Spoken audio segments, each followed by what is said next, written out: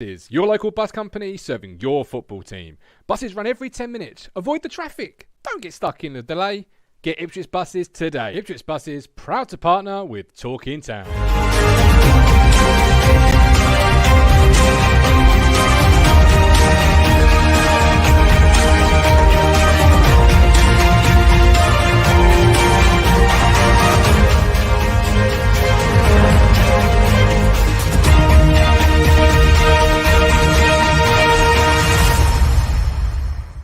Hello again, my friends, and you are my friends, and it's Monday, it's 8:30.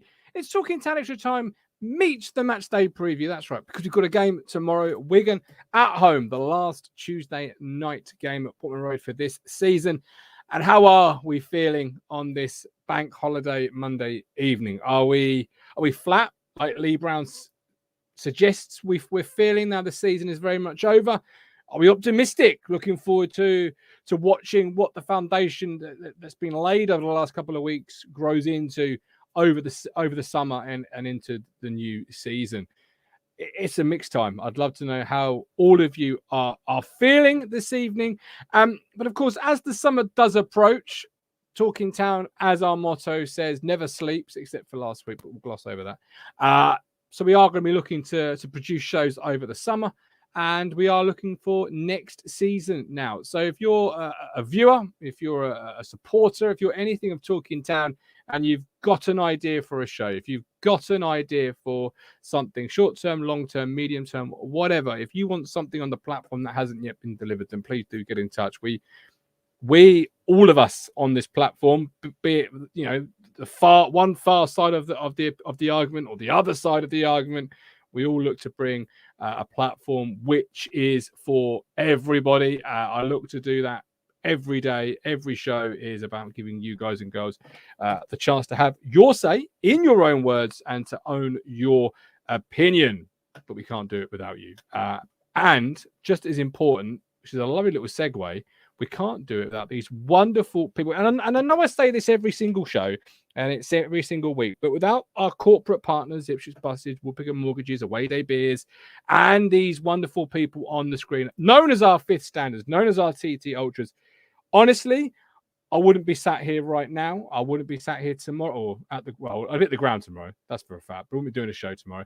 I wouldn't be doing anything because my situation at home dictates that I am not able to do so. So these wonderful people make it possible, give us the chance, and allow me really just to give you that platform and keep doing it on a regular basis. So if you like what we do, and if you can, and only if you can, and I do stress that, really stress that, only if you can, please do consider supporting us here at Talking Town. Right, I'm going to go ahead and bring my first contributor in. You all know him as Lionel, but I'm redubbing him as, he's the world champion.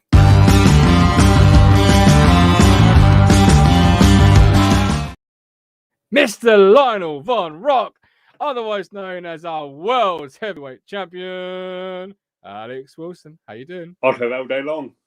Absolutely. I was writing out the description for today's show yesterday, and I thought, why is he not? Because obviously we've got the big fish, Tom James. That is obviously association with the darts. I thought, why have we not got Alex heavyweight champion Wilson as it? And I thought, you know, we'll change that over next year. But how are you, my man? You got Lee Brown in the chat, who's flat. I'm good. Are you? You know, I think, as much as we didn't want to admit it, I think that, you know, we all knew that this season we've done a little while ago. I may be a little bit further ahead on my Sarah change curve. I might have gotten to the acceptance stage of it now, but the 7 stages of the season. Yeah. The acceptance stage. End of the day, guys, you know, I go back to what I said, you know, at the start of the season, and I think we all need to grab hold of this fact, especially at the minute. You know, after having football taken away from us for 18, 24 months, you know, the fact that this community is here, the fact we've built this community, the fact that we can go to games as a unit now, and we can have that forum in the open. You know, there are people that unfortunately, you know, aren't on this journey that that we're on now as a football club that would want to be there. And I think we all get a little bit maybe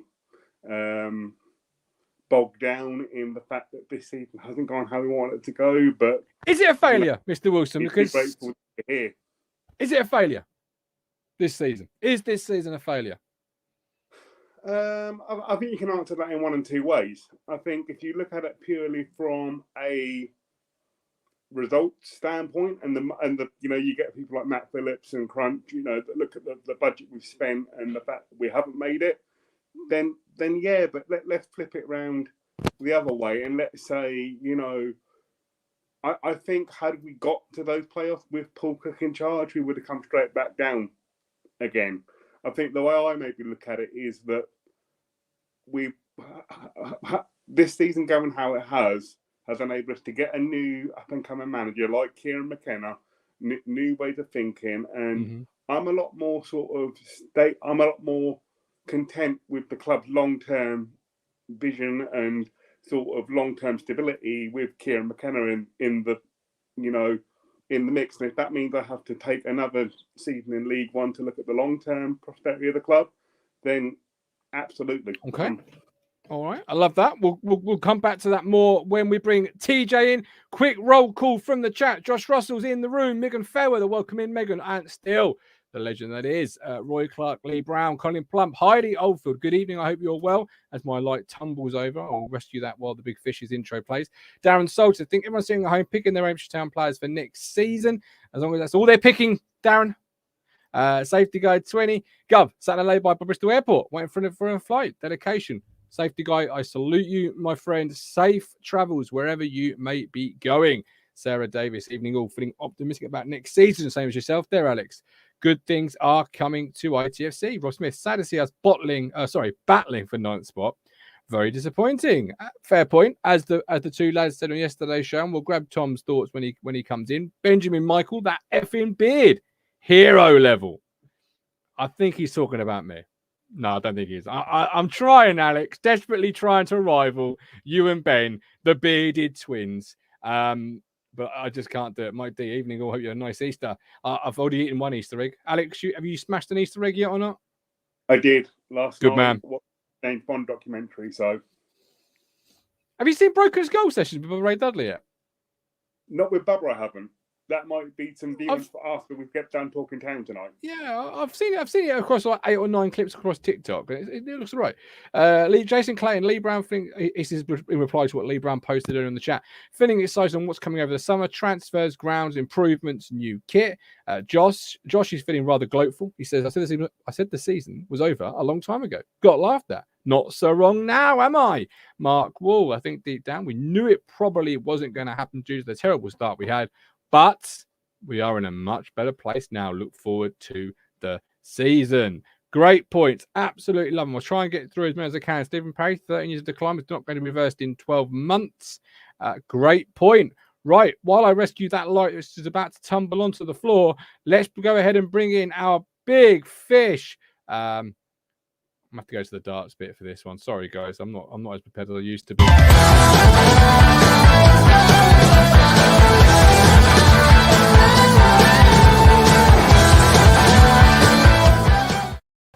Big Fish, Tom James. Not seen you in a long time. How are you? I'm all right, mate. Thanks. Yeah. How are you? How are you, Alex? Rocking the boot. Hey, man. We love it. Absolutely love it. Is that your favourite town shirt? Nah. I basically went to see the in-laws today and they got it for me for Christmas and I've not worn it in a while, so I thought I'd get it out. So the classic going to see the in-laws. What did they buy me last for Christmas? Wardrobe change. I do that many times, mostly jumpers. It's mostly roll necks they seem to get me. Don't think they like my beard or my neck, or just me, actually, probably in general. But Tom, welcome in. I'm glad you're here. Yesterday, the mogul, the cruncher, they're not happy. They're disappointed. This season's a failure. Alex is rolling in his eyes. Tom, is this season a fucking light? Jesus Christ. Is this season a failure? Let me know. Yeah, it's a bit, isn't it? Oh, we've got a contrast of opinion. I love it. Right. Tell me why. Come on. Well, I think you've got to look at the money. And I think it's way too much money to be spending to be finishing where we are. I think if you've got one of the co-owners at the start of the season tweeting out, League One, watch out, you're going to expect a bit more than finishing 9th, 10th or 11th, to be honest. And I'm still optimistic about the future, but I think in isolation, you just look at, we've just signed all of these supposedly quality players. We've been sold the dream, and it's not lived up to even 6th place in League One, and that's a failure, I think. And I'd be surprised. Sorry, mate. Have we touched the playoffs even once this year, Tom? Like, have we even just like for 5 seconds sat in the playoff positions? Don't think we have. Don't know, to be honest. Might have dreamt about it, but I don't think we have. Even Lambo got us to the playoffs, and we touched the glory for all of 5 seconds. Like, then we sacked him. Well, don't get me started. But you're right. Is he not right, Alex? This season, you promised the riches, you promised the earth, you got Bersant Salina, and then you finish in 10th or wherever we may end up. You can give someone all the ingredients in the world. Doesn't mean they're going to make a good meal, does it? It's a good point. It's a good point. I'm a great cook. The wife not so much. Not being funny. Had Paul Cook gone to Chesterfield and smashed it up, then I would quite easily believe that the blame lays somewhere else. But the fact is that I think Chesterfield. I think they were second when he went in, and they're now on to the playoffs. So the fact he's on the verge of fucking up 2 club seasons, then you could get. Say that again. That was great. That was unexpected awesomeness. I don't think I've ever heard you swear.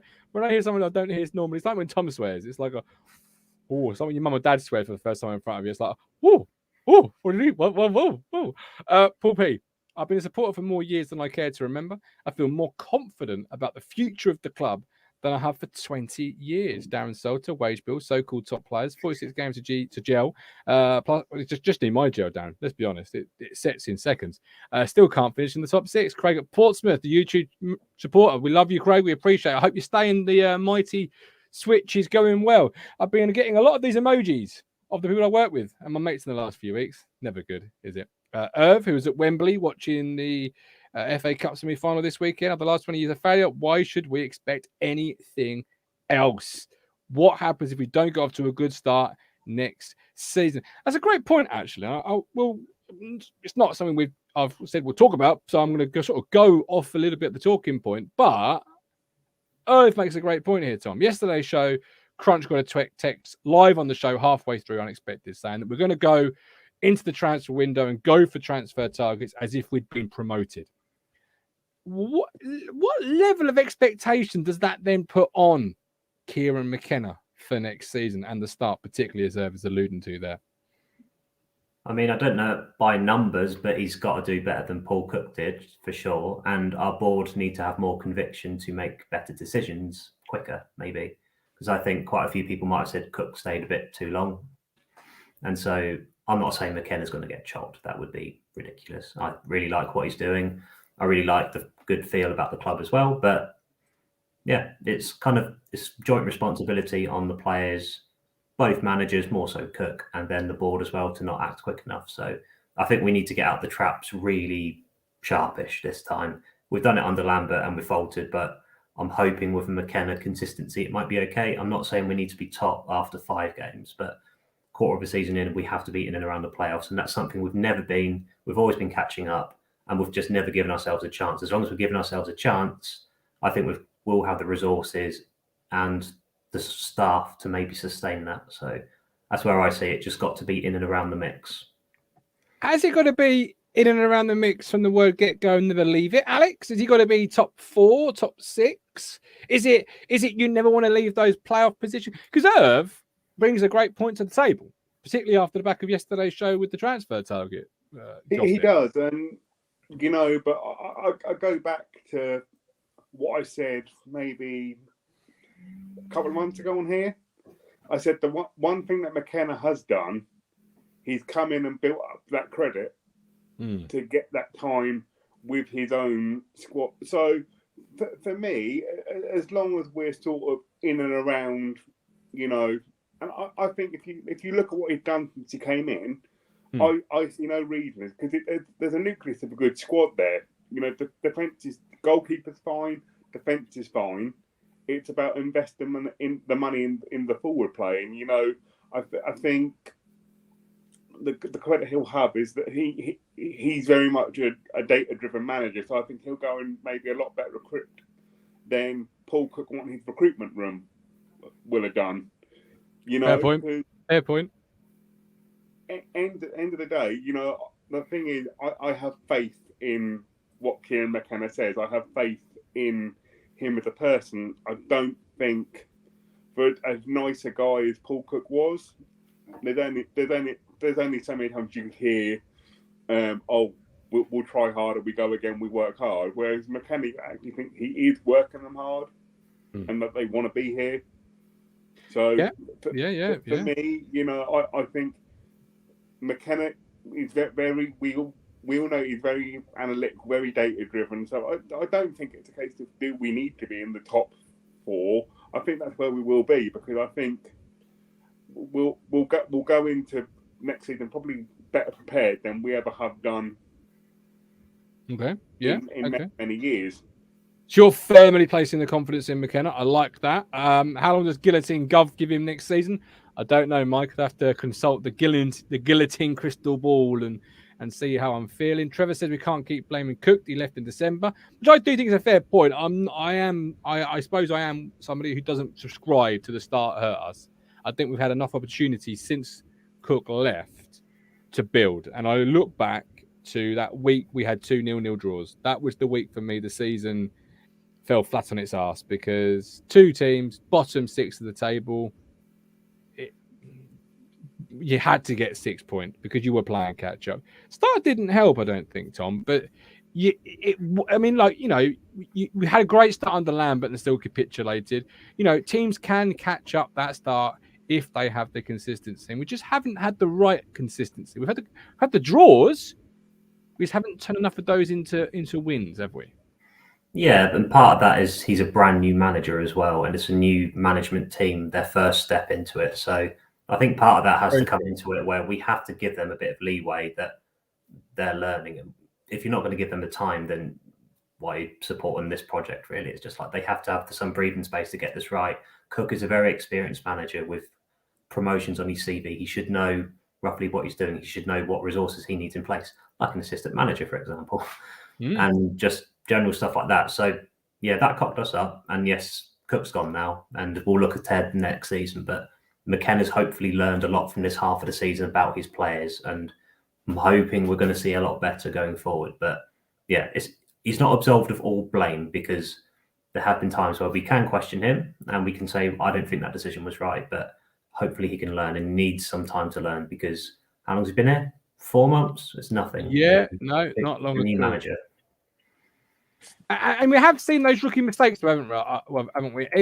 In times, and that's only natural, really. I think, Tom, when it's the growing process, and almost maybe in a way, it's good to have that growth, that development, that learning on the job when there's not a title or a top 6 place hanging on the balance of every decision. I guess so, yeah. And it was part of the risk when we appointed him, and I think the majority of fans would say it's been a good appointment for us. And I think we can see a longer term vision that McKenna's going to be good. And I think with that risk, you have to accept that we might not pick this up again. This season might be gone for us, but I think they've had a bloody good try at it. You're right in what you said about end of Feb. The season died on its arse then. It did. And we've just been catching it up, and we're so far off the pace now. But we need a bit of luck next season as well, because the playoff average is abnormally high this season as well. So I think hopefully we can factor that in, and we might have a bit of an easier run. But we've got good teams coming down again, which we'll come to in a second. Absolutely, yeah, some good teams coming down. We've got good evening, Jordan. Hope you're well. YouTube member in the room. Graham Tate, when you score goals. Oh, did I say that with enough urgency? Can you put a capital letter? Hang on. Graham Tate. We need to score goals and be direct next season. Stop all this fancy football. There you go. I hope I did credit. How much conversation would we be having if Nor would have put that chance away on Saturday? If my nanad wheel should be a BMX, mate. Do you know what I mean? Like, shoulda, woulda, couldas. You know, but that's where we're lacking at the moment. We haven't got a striker. I think. Isn't there an argument though, Alex? Because I hear what you're saying and I get it, and I'm going to come back with you with a counter punch with James Norwood, Sonny Aluko, to an extent Janoy Donasian. Are they players that get you to where you are, mid-table League One? Are they players that can take the club into the next stage, or are they players that you have to, particularly in Aluko and particularly in Norwood's case, because they're out of contract? I know we've got the option on Norwood, but we'll run with the out of contract at the moment. Is it time to say we've got to move on to pastures new, Alex, or do you renew them? So. I said to you last night when we were discussing, you know, the show today. I think, you know, what you've maybe got to look at is that some of these players, you know, like your Norwood, like your Aluko, they're going to go because they're not what we need to progress us to the next level. They're good enough if you're like a Tranmere, shall we say, for example, or someone of that ilk, you know, who are happy competing in this league, then Sonny Aluko and James Norwood are two amazing players for you. But for us, they're not. They represent the past, not the future. I think, you know, it wouldn't surprise me at all if the route we maybe go down, you know, you've got to look at where McKenna's come from and his knowledge of, you know, up and coming younger footballers. Is that the route we're going to go down? Younger, hungry, maybe unproven footballers that have got a point to prove. I wouldn't be against that. Yeah, no, absolutely, me neither. And you could, I think a third tier side has to be a little bit about that. Carl Brooks, I hate the term foul. I prefer first attempt in learning. We've learned a lot about this squad. Recruitment needs to be done early. Full pre-season under KM, hit the ground running. Mike Dear, I agree, Gub. The nil-nils killed the season. That was the chance to finally catch up. Rob Smith, another team we'll be in top two next season too. It won't be any easier. G's in the room. I reckon there'll be at least 7 new signings for next season. Probably a couple of Man United young guns, including the 7. 3 years in this division without ever hitting the playoff places. Just been sick in my mouth. We need to win games from the start and show why we're supposed to be favourites every season. Stephen Parry, what we have seen as a manager going through this team, using the season to his best, but work out who we don't need. You mentioned some teams there, Tom, coming down. We do know a couple of the sides already, but it's been sort of decided. So Derby, they will be joining us in this division. And Barnsley will be joining us in this division, and Peterborough. It's going to be a tough old year next year, particularly from Derby, who are a bit like Wigan, have came down, but they've put together a mid-table run of form had it been for the points deduction. Yeah, I think Derby are going to be interesting because I've seen a few of the comments saying they're going to have this deduction next year or they're not going to have these players next year. But I think in reality, nobody knows until they get sold and until the EFL decide what their fate is, to be honest. So I think we have to assume big club could get bought out by this American chap that we've heard about on the news. So if that does happen, then they've got resources just like us, and it's a threat in a way. But again, that'll be a rebuild job like we had as well, and that could be a problem for them, as we found out as well. So, but then you got the likes of Barnsley coming down. They've really been disappointing, to be honest, after their playoff push the season before. Yeah. And then Posh. They are League One, fodder, stalwarts. They're just good at it. They know what they're doing. So I wouldn't rule them out. Like Rotherham in a way, just without that discipline. I think they can be quite erratic a lot of the time. They had 8 years without getting into the playoffs, which for them is unheard of, to be honest. So either side of that, they've been very consistent in what they do. So yeah, it depends who comes down from that. I think it will be those three. I think Reading have just about saved themselves today in the 95th minute. So yeah, it'll be all right. It'll be tough, I think, but yeah, we'll see what happens. It's going to be very tough camp. It's always tough though. Every year you can sort of sit here, I guess, and say, Alex, this is going to be tough. They're coming down. They're staying down. This is happening. That is happening. At the end of the day, I will stand by this. I think Kieran McKenna is the best appointment outside of Sir Alf and Sir Bobby and probably maybe George that this club has made. He is a fantastic up and coming manager. And if the stars continue to align, we're going to be something very special. But I'm old enough, and I'm pretty sure you're old enough to know football don't quite work like that. And round the corner, there is some ghostly ghoulies that are just waiting to ruin things. Yeah. So, You know, you and to look at, to go back to the Derby point, sorry, you know, a lot could hinge on whether they keep Wayne Rooney. exactly. Because there's been talk of him going to Burnley, so Big step that though, isn't it? Big step. yeah, but you know, I think as I go back to, I think, you know, as much as you know, people have, when the owners came in, you know, it was all, oh yeah, we us and Marcus Evans sat down and PC was top of both our lists. I think you can quite clearly see that, you know, they only didn't get there, man, until Kieran McKenna came in, and I just think he's so methodical and so driven. He won't leave a stone unturned, and you know, I'm a lot more confident about building the long term prosperity of this club and getting back to where we want to be, and not turning into the next yo-yo club with this manager and this regime at the you know, at the helm. And you know, you've got to maybe think about it in the sense of, you know, we all wanted promotion this year. We all wanted to push forward this year. And, you know, we all saw the tweets, and I was guilty of putting the tweet up there, HMF piss the league and all that, you know, guilty, did it.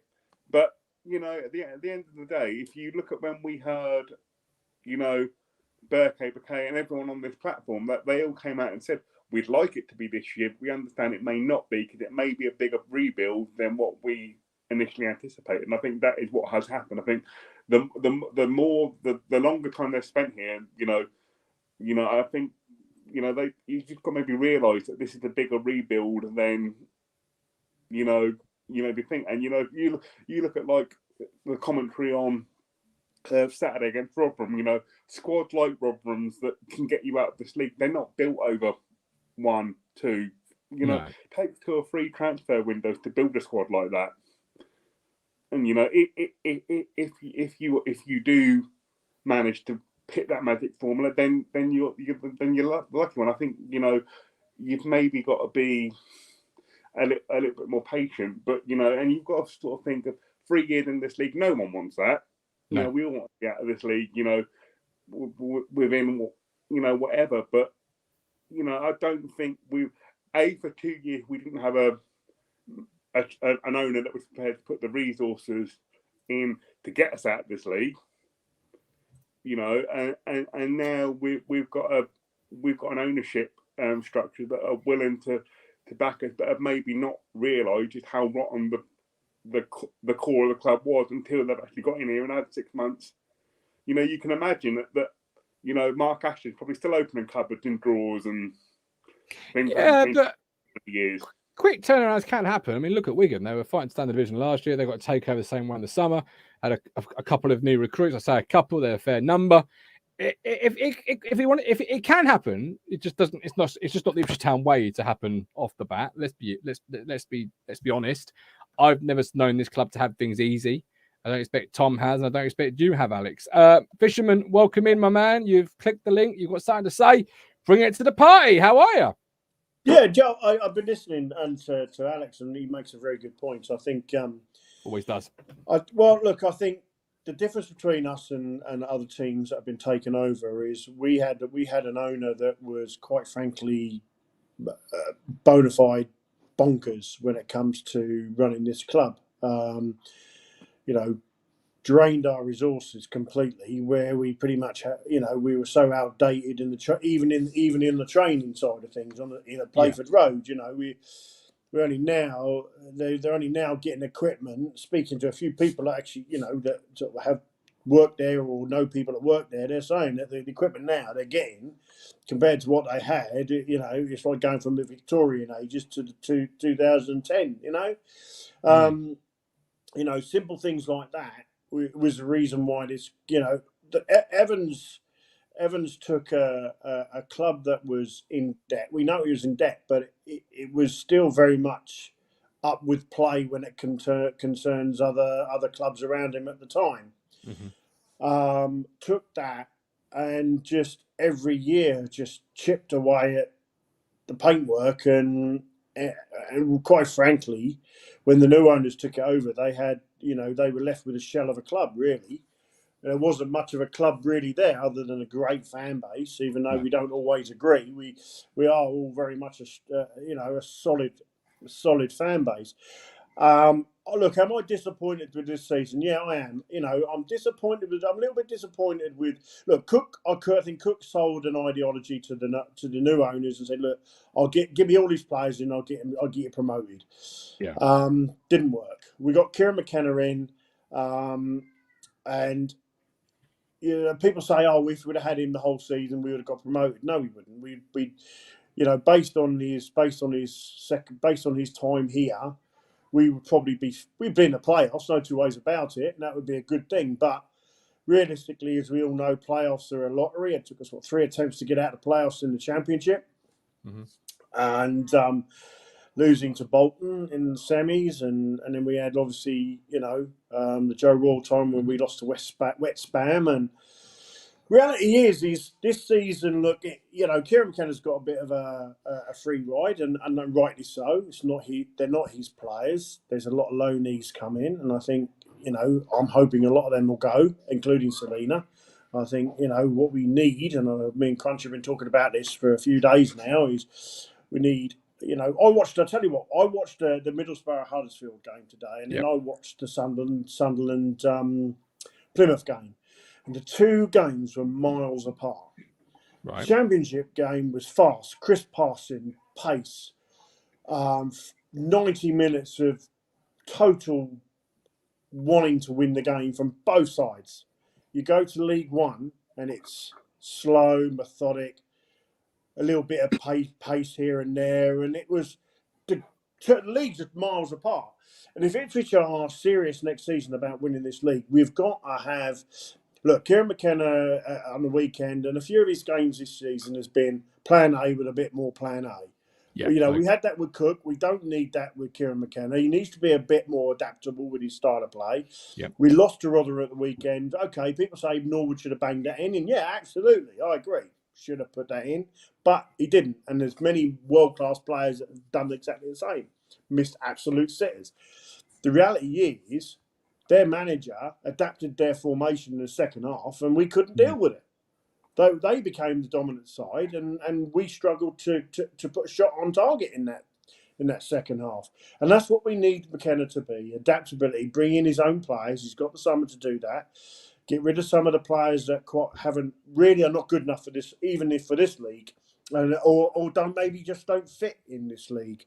I'm not saying Selena's a bad player, but he may be a player that would suit, a Championship side or something like that, or even, foreign style of play. But for me, it's been a massive disappointment, massive failure this year. There goes my son with his music. And I'm just pretty gutted for the fans, really, because we've all been on a fantastic ride. We've had arguments, we've had laughter, we've had sad times, we've had it's just been an exciting season for the wrong reasons rather than, for the right reasons. We've had great football, we've had shambolic football, we've had, we've had Cooks, sacks and, like I said, the start of the season was great. Middle of the season was like, okay, we've got a new manager in, hopefully we can make the playoffs now. Yeah, and we haven't, and it's disappointing as an Ipswich Town fan. I'm going to the game tomorrow night. Take me, brother. good man. We'll see you then. Boy's got his ticket. Are you going tomorrow night, Martin? I certainly hope so. Alex, I passed the COVID test. Everybody going? Yeah. Good stuff. Yep. Two things I want to pull out there, Tom. Mike said about the fan base. Is that I know it's not a win on the pitch, but is that one of the biggest things the ownership and then Mark Ashton have done in rejuvenating a fan base that was asleep, that had drifted away, had dwindled down? Is that their biggest win this season in the way they've brought everybody back to Portman Road and the football club? Yeah, I don't remember the fan base being like this for quite some time, and I'm still, I guess, a relatively new fan in comparison to people who've seen success for the club. So yeah, it's been good. I've enjoyed stuff like talking down and stuff like this, and we do argue and like people debate, and that's absolutely fine as long as you don't go too far, I guess. But yeah, people seem to be connected more online. The communication from the club is very good now in comparison to 13 years of nothing, to be honest, apart from 2 videos from Marcus Evans from his office.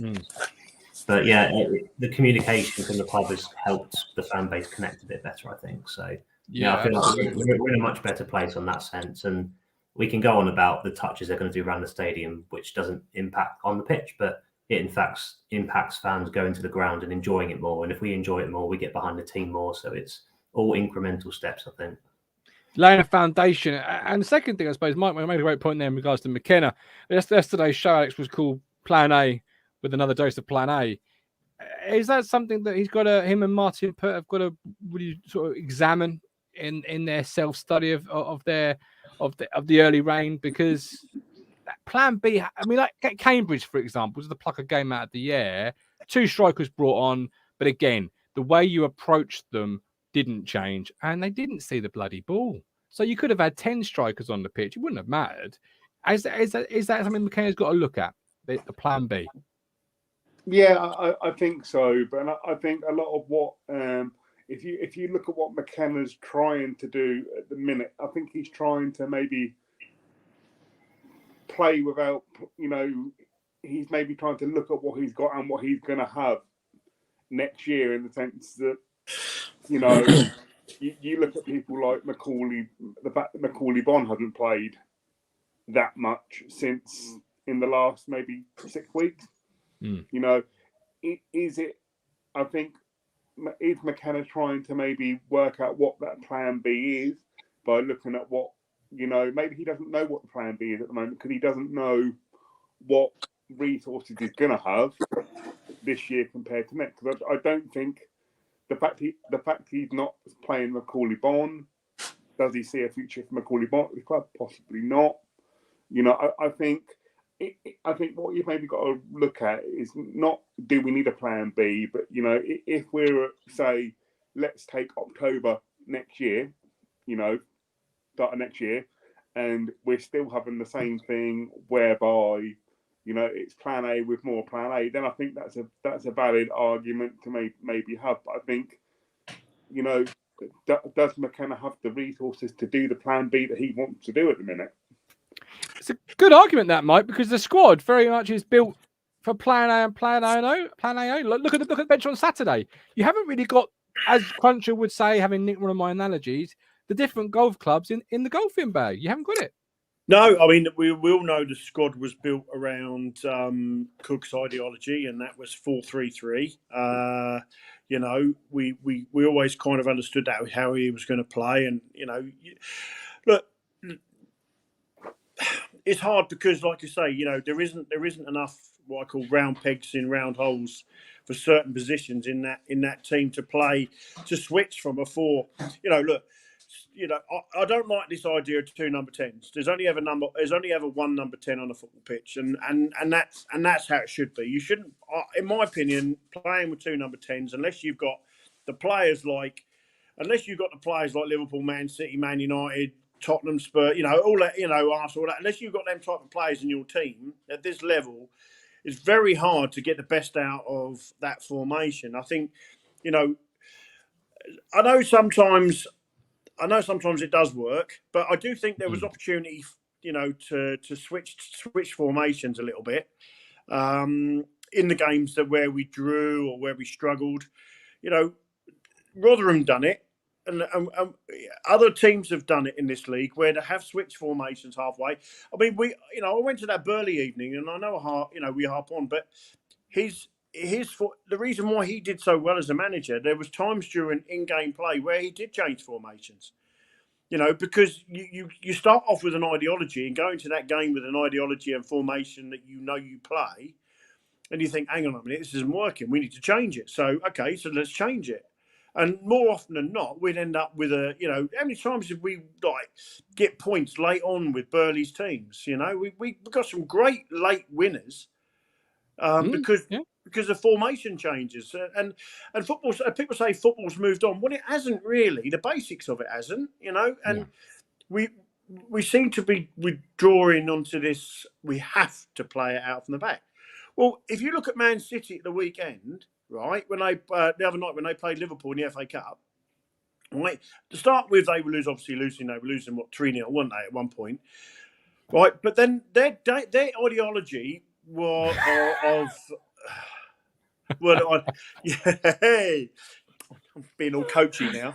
Right, He's done, yeah. their style of play is passing out the back and whatever. Well, with 10 minutes to go, they were launching it. They were launching long balls up to the forwards. Yeah, I think So- you've got to if you're losing, particularly. Which we weren't doing at Rotherham. No. We were still trying to play it out. Or from the back. Cambridge at home. Absolutely. You changed the formation. I thought of you when he put two strikers up front, having been told he would never do that. I thought, well, he's done it. But he didn't know, did he? You brought Piggott on and he played wide left. Chaplin you played can wide split right. hairs. It's two strikers on the football field, both up. No. That's not. Yeah, but if you're still playing the 3-4-2-1 or whatever it was, it doesn't matter where, whether you got two strikers on or not, you're still playing that same formation. Whereas Rotherham changed it. They went to a 3-5-2 and they dominated us. It's very true. It's hard to argue against it. You say about launching it. We haven't got a target man striker. Yes, Joe Piggott's tall, but he's not a target man striker. You can launch it without putting it in the air. It's about urgency to feet, isn't it, Alex? There's not that person at the top end for it to stick to at the minute. But isn't it about look at the Man City squad? They don't have all tall players up front. There's no one up front that are that tall. They're all low gravity players that can all turn quickly, pass the ball and stuff like that, right? But they were still doing that, and it's not always about playing up to the head. It's about playing that long pass to the channels, long pass into gaps. When you've got players that can run into gaps and chase them long balls or long passes, shall we say, then they're going to do that. And I think something that we've failed at miserably this year is that ability to change things up in game management, adaptability, which is what Cruncher was on about the other night. We haven't got enough adaptability with our style of play. And I do feel it has cost us in the second half of the season, as well as obviously the first half killed us as well. But look, Kieran McKenna, I agree with you, Martin. When I came on, obviously, I heard you say that he's the type of manager you want at the club, and I do. I like him. I like the fact he's calm, collective, and he's he hasn't come in on the pitch running around at the beginning of the game. Look at me, I'm the saviour of Ipswich Town, like Cook did. He comes on, does his job. He knows. I'm pretty certain he knows what he needs in the summer, and I'm pretty certain. I would say maybe 10 to 12 players won't be here, and there'll be a few eyebrows raised to players that may stay and may go. For me, we've got 2 games, and someone put in a chat about this season. The difference between this season and the seasons before is I'm still wanting to go to games, even though Jason Clayton, Jason Clayton's bang on the money. I'm still wanting to go to games. I know Callie gives me a bit of shit about being an armchair fan, but in all fairness, we'll see him tomorrow. Oh, friends. I do want to ask you that, 'cause I thought Colin might appear, but he hasn't. Just before we take a brief pause, the BT statue, in as clean as you can, without getting me in trouble. What obviously, I'm sure you've seen the pictures. It's disgusting. What are your thoughts on that as a collective? I'll start with you first, Mike. Okay, right. Now, obviously, being young, I wasn't a massive skateboard fan, but I was into me roller skating. You know what I mean? Bit of a. I tried skateboarding once, fell off, grazed my knee, never again. So I used to do that. Look,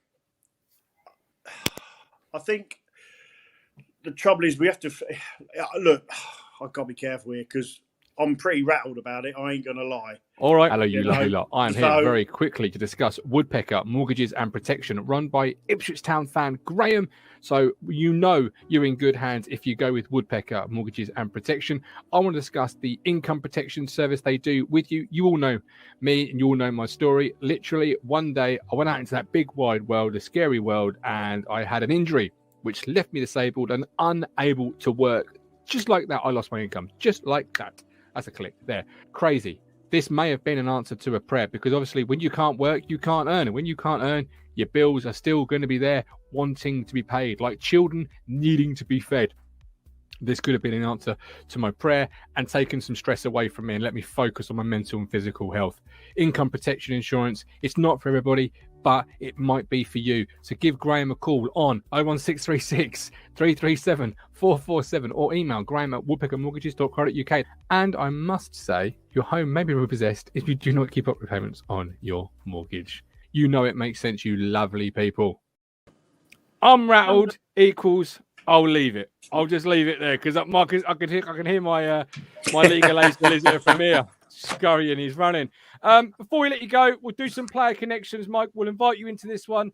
Alex, you've done it before, so I'll let you go first. This is a player that has played for Wigan and Ipswich. You've got 60 seconds in which to answer or ask as many questions as you possibly can. I will give you many answers, and you need to guess who this player is. Alex, are you ready?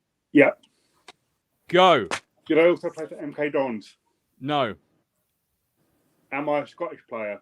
No. Hang on, those are the two that I went for. That neither played for both. Was I a goalkeeper? No. I'm scratching around here. Was I a defender that started at Town? No. Oh God, that's nothing. Leaves two positions. Two positions. Is he a midfielder or a striker? He's a striker. I'll narrow it down. He's a striker.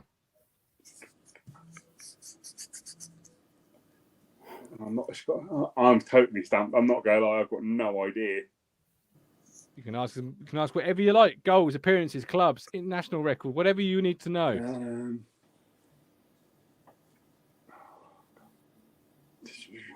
What manager did he play under at Town? Roy Keane. Roy Keane. He was here between 10 and 13. 10 and 13. Roy Keane. Still haven't. Out of time. Any guesses from the people here? Priskin? No. I thought it was Ellington, but those timelines, I'm not sure. Are Jason right. Scotland. Oh, Of course he was. Scotland. Right. That's how you not do it. Ask what you like. Goals, appearances, international record, player he's played for, managers, anything you want to know. I will answer you, Fisherman. Over to you. 3, 2, 1, go. English? No. Midfield? Yes. What year? Where? What year did he play for the club? 03. On loan. Oh, Christ. And he's played for Wigan and us. Yep. Played for Wigan in 04 to 06. I think I know. You can ask anything you like. You've asked if he's English. Do you want to know what you can ask other I questions? did ask if he's English. He's not English, no. No, he's not English. Do you want to know where he is? Yeah, please. He's Irish.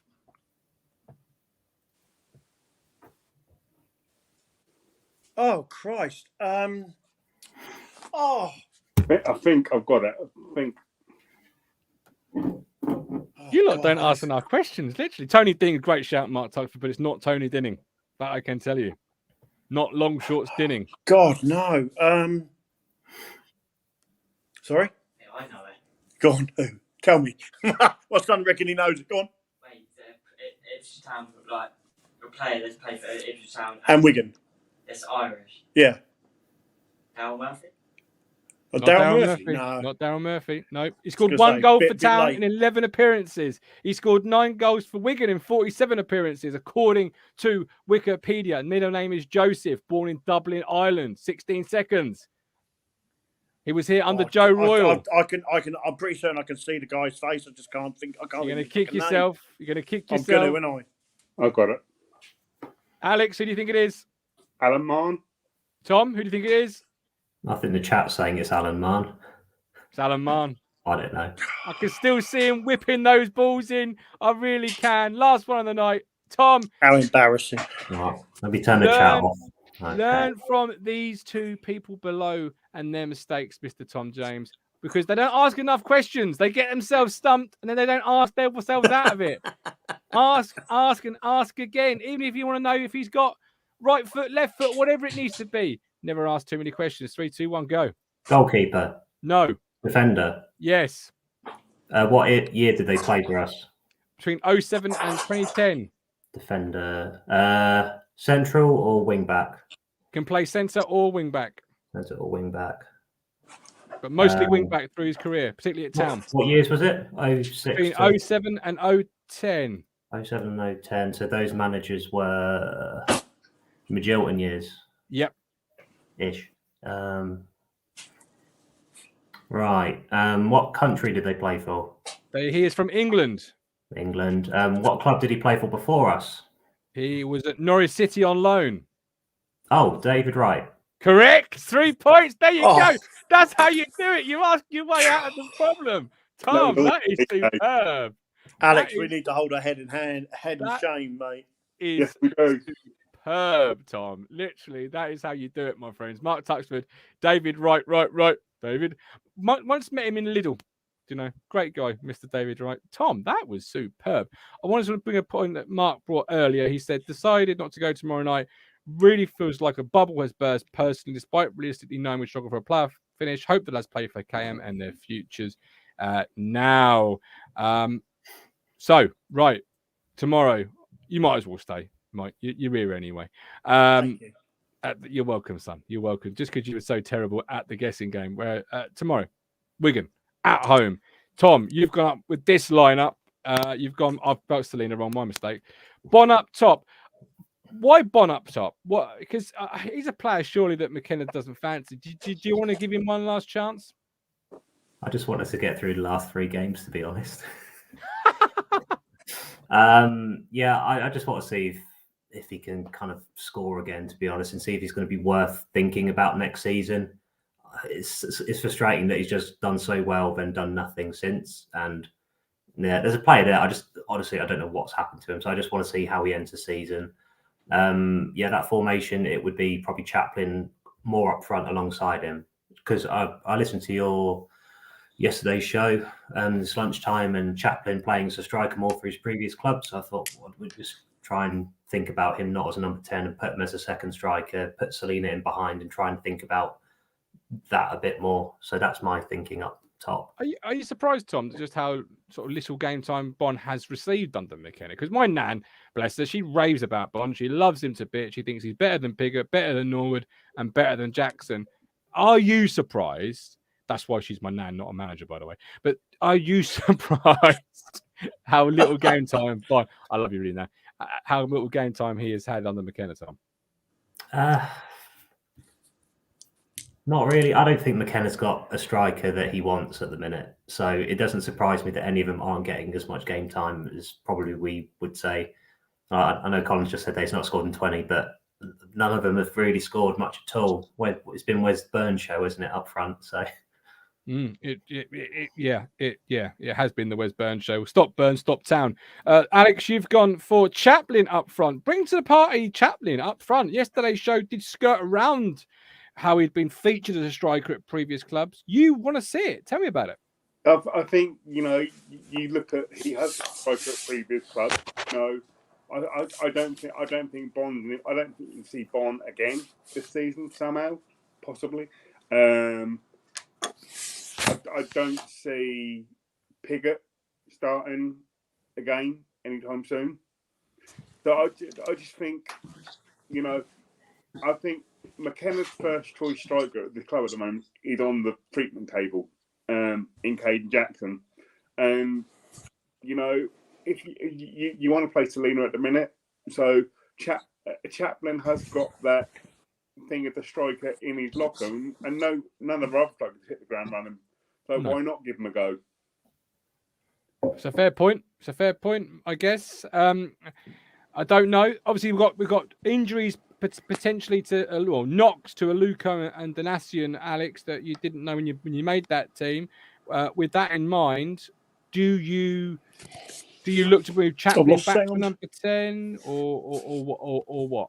I think if I'm not mistaken, I did believe that Wolfenden can play on the right as a right back. So what I would do if that is the case, maybe as something go to a back four and play Thompson, Baggett, Wolf, and play them as a four there without and maybe have you.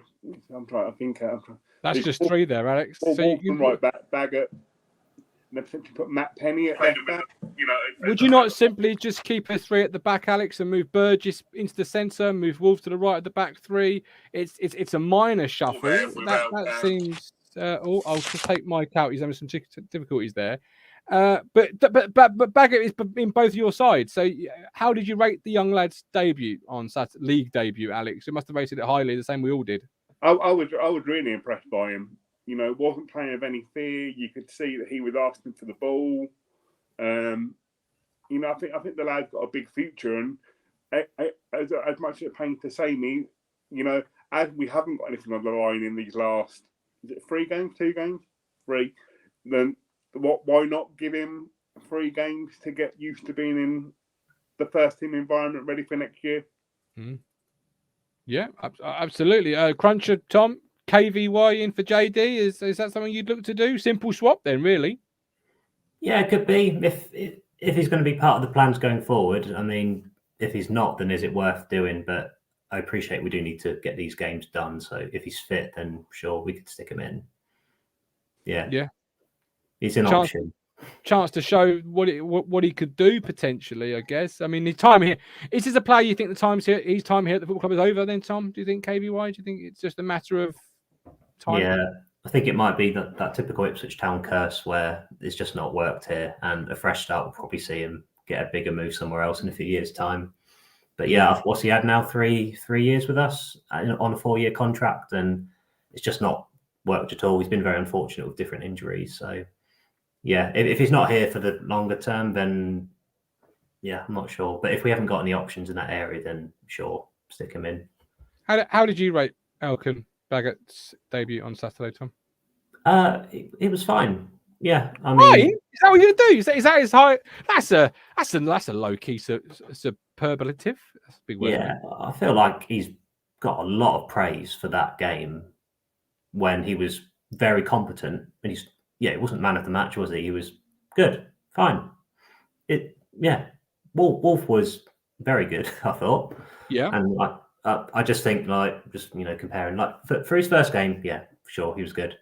But I would also like to see him play just to see what else he can do and just see how his confidence grows and what he's like. So, yeah, I don't think 90 minutes we should be going, oh, my God, he's the Messiah and this is the next coming because, it's not yet. You're saying pump the brakes, cool the jets. Let's see what sort of consistency he can put together. So do you want to see him sort of Wigan, Crewe and Charlton to take a step back maybe on May 1st and say, he had a good debut and then he had a good consistent run of games, or he had a good debut, then he dipped off. Is that what you want to see? Is that what I'm hearing here, Tom? You want to see him for every game between now and May the 1st?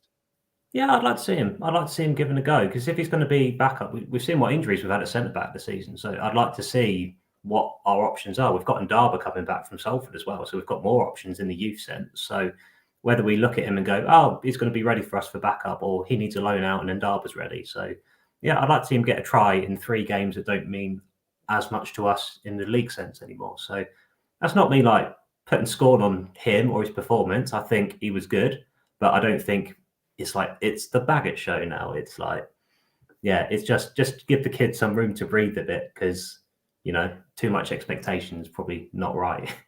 Okay, fair point. Crunchy 76, do get carried away with our academy products? No, I can certainly see your point. I mean, I'm not. Is it carried away, Alex, or is it praise for a player that came in away at a football club that have been notoriously good at this level on Sky Sports with the history, the weight, if you like, of being the first Indonesian player to play in I think English football, might just be the AFL, coupled with the fact you're playing against a striker who has scored goals almost for fun at this level, and you back pocketed him.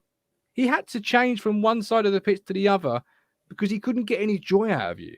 I think you got to give him credit. The lad the lad's only league experience prior to Saturday was playing at Kings Lynn, was it, in the league? To come in and do the job that he did, I think is commendable. Now, don't get me wrong in what I say. I'm not saying that Elkan Baggett is going to be our first choice centre back next year. But give him these 3 games to see it, to maybe gauge where he's at. Like Tom said, is he third choice centre back next year, or does he maybe need a loan out? You don't know until you give these guys a consistent run in the team. I mean, McKenna obviously sees something in him to play him in that game, and I think again having a manager whose background is youth football and bringing and getting players through, then so let's not put the cart before the horse. But he also hasn't played week in, week out to get the gloss of being one of our players yet. He's come in, he's done well, but now it's about making that next progression and being part of a first team squad regularly, and and just developing it. And the only way you're going to work out what development he needs to take him to that level is let him play and see where he falls. Yeah, I completely agree with that. We've got Mark Tuckford with Walton, KVY, Wolf, Baggett, Thompson, Burns, Morsey, Humphreys. He'd like to see instead of Backinson, Selena, Chaplin, and Simpson. He would like to see. Not quite sure we'll be seeing Simpson. Neil would play. I think about putting Simpson in my team, but then it was sort of like going by what Ashton has said about Simpson recently. I'm with you. I just don't see him in a It's a shame. It's a shame. Neil Perks play El Miz alongside Morsey, Selena in the 10 and 2 strikers. Earlier in the show, we got a question, Tom, and we'll just round up before we do score predictions. Do you think loan players are good for us, asked Darren Salter, or get a team we can build on?